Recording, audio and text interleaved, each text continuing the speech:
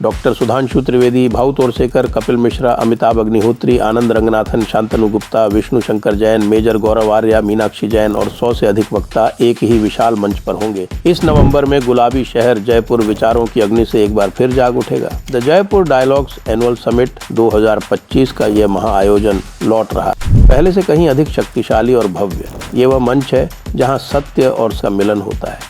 3 दिन तक राष्ट्रीय सुरक्षा से लेकर सांस्कृतिक पुनर्जागरण तक हर विषय पर बेबाक और निर्भीक चर्चा की। ये केवल एक समिट नहीं बल्कि एक सभ्यता की आवाज है जो अपना वृत्तांत स्वयं लिख रही है। इस महत्वपूर्ण राष्ट्रीय संवाद का हिस्सा बनने के लिए आप अपना रजिस्ट्रेशन करा सकते हैं। इस वैचारिक आंदोलन को समर्थन देने के लिए आप सेशंस को स्पॉन्सर कर सकते हैं और आयोजन स्थल पर अपना स्टॉल लगवाकर व्यापक दर्शकों तक पहुंच सकते हैं। वहां रहें, साक्षी बने, आवाज बने।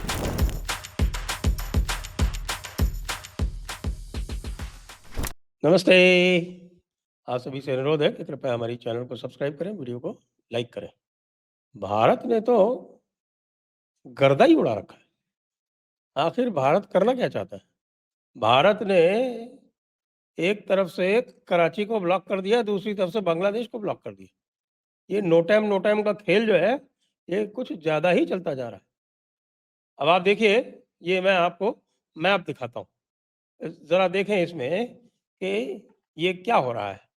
ये देखिए आप, ये ओरिजिनल एरिया देखिए, ये देख रहे हैं? ये जो हल्का जिस पे मेरा कर्सर चल रहा है यहाँ, जो ये देखिए ये एरिया, ये जो हल्का पीला है, ये original air space reservation for Indian tri services त्रिशूल। ये त्रिशूल के लिए एरिया रिजर्व था और उसमें ये थोड़ा-सा ये कोस्ट का एरिया शामिल था। और ये 30 अक्टूबर यानी कल, बल्कि परसों जो निकल गया, 10-11 यानी 10 नवंबर तक ये था।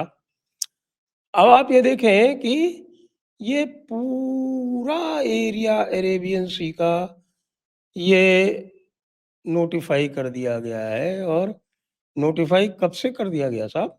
2 नवंबर से 11 नवंबर तक। 2 नवंबर से 11 नवंबर तक ये पूरा क्षेत्र जो है ये भारत के आधिपत्य में है। और पाकिस्तान कहाँ है? ये है साहब। कराची कहाँ है? ये कराची है। और ये ट्राई सर्विसेज एक्सरसाइज है। ट्राई सर्विसेज एक्सरसाइज का मतलब कि इंडियन नेवी भी यहाँ घूम रही होगी और यहीं पर उनको साथ में एयरफोर्स जो है वो सपोर्ट कर रही होगी। और ये काम 2/11 से 9/11 तक चल रहा है। इसका सीधा-सीधा अर्थ ये है कि कराची के ब्लॉकेड की प्रैक्टिस हो रही है। यानी पाकिस्तान अब तैयार हो जाओ, कराची ब्लॉक होने वाला है, तुम्हारा कराची। और इस कराची को तुम अब कुछ नहीं कर पाओगे। तो ये तो कराची की तरफ हो गया। दूसरी तरफ आपने क्या कर रखा था भाई लोगों?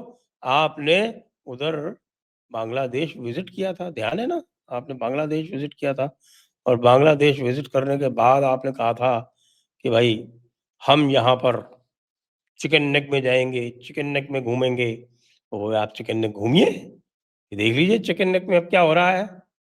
ये आप देखिए, ये पूरा एरिया ये ये रिज़र्व्ड है।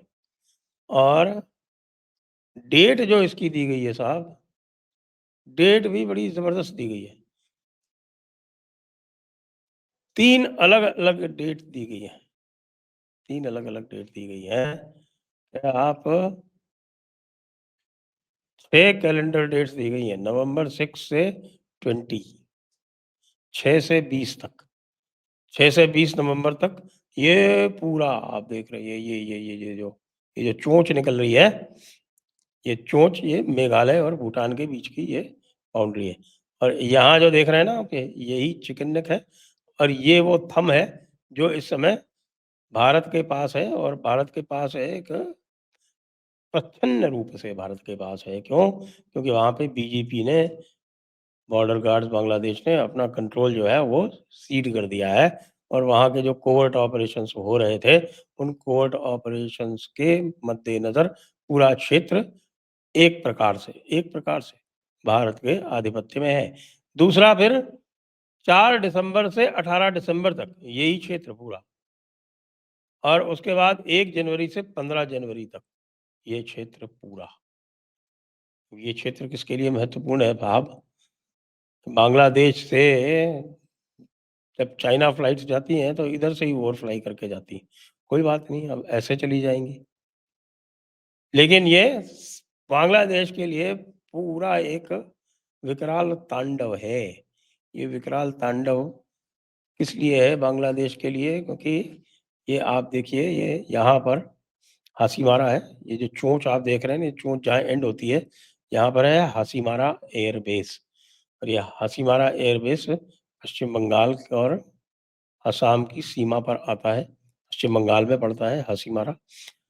और ये हासीमारा जो है, ये रफाल एयरक्राफ्ट का बेस है भाइयों एवं बहनों। आप समझिए कि मामला कहाँ जा रहा है। मामला बहुत ही गंभीर जा रहा है। मामला इतना गंभीर जा रहा है कि आप अब सोच नहीं सकते कि इसका क्या होगा। देखिए, अब इसको लिंक कीजिए। कहाँ से लिंक कीजिए?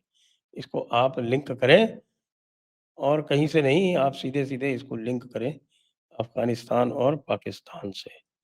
मैं आपको यहाँ दिखा रहा हूँ, ज़रा देखें कि इधर तो भारत ने ये पूरा जो क्षेत्र है ये घेर लिया।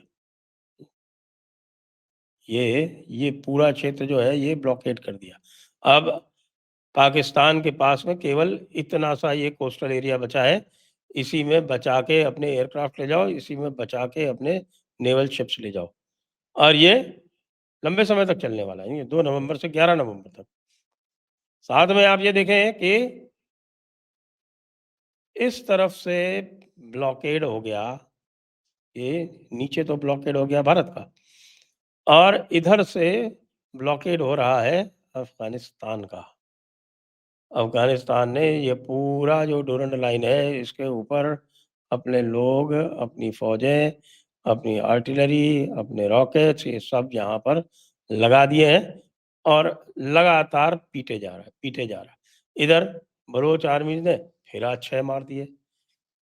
उसके 2 दिन पहले भी लगातार 6, 6, 6 मारे जा रहे हैं।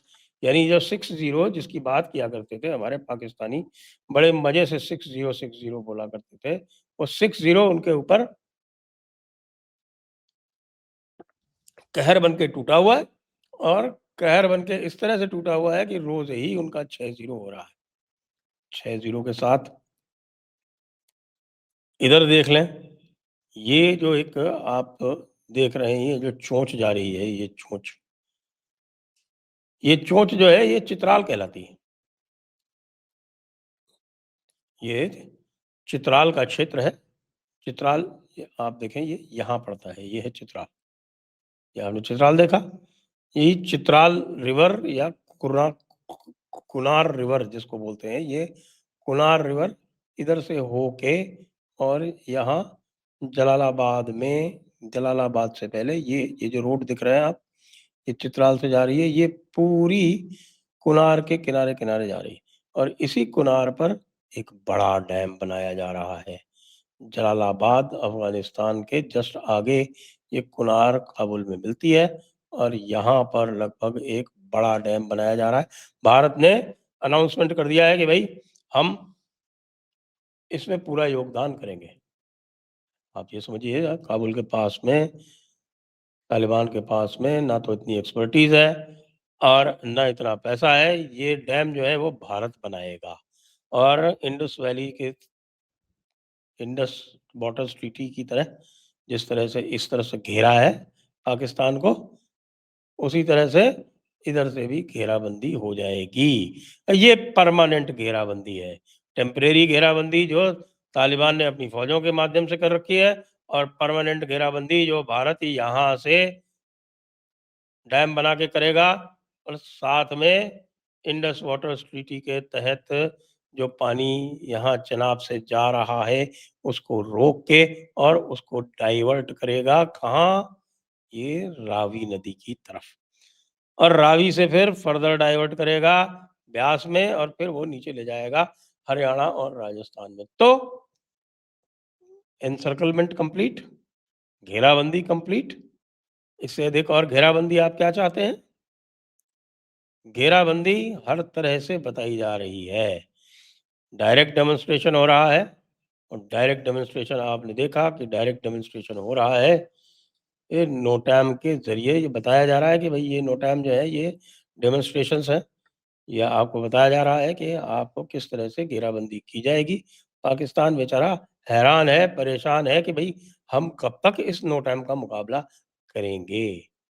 इसके अलावा मैं आपको ये भी बता चुका हूँ, आज हमारा जो वार्तालाप हुआ था जनरल शंकर के साथ में, उसमें ये भी आया था कि ना केवल ये क्षेत्र बल्कि यहाँ पर ये देखें ये जो जहाँ मैं कर्सर चला रहा हूँ, सॉरी इस समय आप देख नहीं पा रहे हैं। बीकानेर के पास में, बीकानेर से ऊपर वो महाजन फील्ड फायरिंग क्षेत्र जो है, वहाँ पर भी नोटैम लगा हुआ है और ऊपर लद्दाख में भी लगा हुआ है। चीन को भी पूरी तरह से संदेश है कि भई जो भी आपने इस समय हाथ खींचे हैं पाकिस्तान से, वो हाथ खींचे ही रखना। उसमें कुछ कतर-ब्योंत मत करना, उसमें कोई आप रीथिंक मत करना क्योंकि हम सर्वशक्तिमान हैं। भारत चाइनीज़ एयर फ़ोर्स से अधिक शक्तिमान है। ये तो अब जो इंडिपेंडेंट असेसमेंट करने वाली जो इंस्टीट्यूशंस हैं, उन्होंने भी बता दिया कि भारत 3 नंबर पे है, चीन 4 नंबर पे है। तो 3 नंबर की एयर फ़ोर्स के साथ में पंगे नहीं करने। 3 नंबर एयर फ़ोर्स क्यों है भारत की? उसका कारण है भारत के एयर फ़ोर्स की जो ट्रेनिंग है। भारत के एयर फ़ोर्स की ट्रेनिंग पूरे विश्व में सबसे इंटेंस और सबसे कठिन होती है और सबसे अधिक भी होती है। अपने फ्री टाइम में आप देखिए कि भारतीय पायलट लगातार प्रैक्टिस करते रहते हैं और उसका सर्वोत्तम उदाहरण जो है आप ये तरह-तरह के नोटैम है वो देख रहे हैं। ऑपरेशन सिंदूर 2.0 चल रहा है। ये आज वाइस एडमिरल यानी हमारे नेवी के जो उप सेनाध्यक्ष हैं, उप नौसेनाध्यक्ष हैं वाइस एडमिरल साहब, उन्होंने भी कह दिया, लो कर लो बात। उन्होंने भी कह दिया कि ऑपरेशन सिंदूर तो चालू है। तो ऑपरेशन सिंदूर चालू है, उसकी बानगी चारों तरफ से पाकिस्तान को दिखाई जा रही है और पाकिस्तान न केवल देख रहा है, पाकिस्तान के दिल में दहशत भी व्याप्त हो रही है। जय हिंद, जय भारत, वंदे मातरम।